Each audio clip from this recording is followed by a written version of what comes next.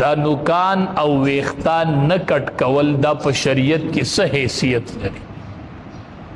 علما وايي دا یو مستحب امر دی چې د لوی اختر میاش سړی اوویني او اراده د قرباني وینو. غوره خبره دا ده چې د خپل نوکان او ویختان نکټ کوي د قرباني پوري دا لس نخ ورځې دي صد پاس چا کټ نکړل الله به ولا اجر ورکي، الله به ورله ثواب ورکي.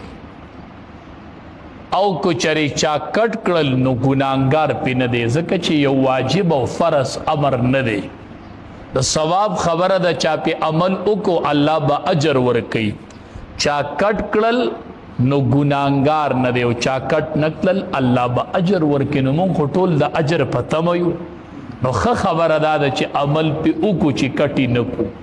مونږ نن مستحب پرېږدو نو سبا به سنت پرېږدو نو بله ورځ به فرض پرېږدو.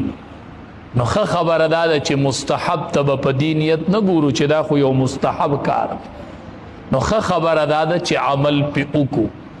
که یو سړی کټ کړل نو هغه ته داسې نه وه چې او ته ګناګار شوې او تا ویښتان کټ کړل تا نوکان کټ.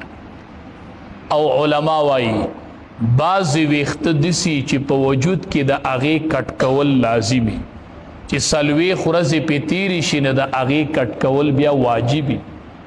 نه که دغه ویښتان یو څلوېښت ورځې پوره شوي نو بیا به دا خامخا کټ کوي. بیا به داسې نه وایي چې دا د ذوالحجې میاشت ده، هغه ویښتان بیا کټ کول واجب دي.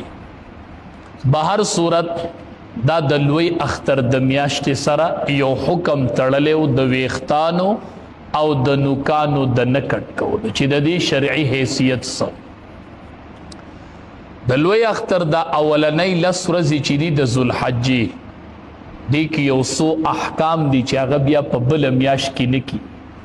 یو لس احکام دي، یو لس خبرې دي چې د هغې تعلق صرف د دې لسو ورځو سره، بیا د بلې میاشت سره نه دي. لکه یو خصوصیت او فضیلت د ذوالحجې د میاشتې دا دی چې دا میاشت په حرمت والا میاشتو کې ده.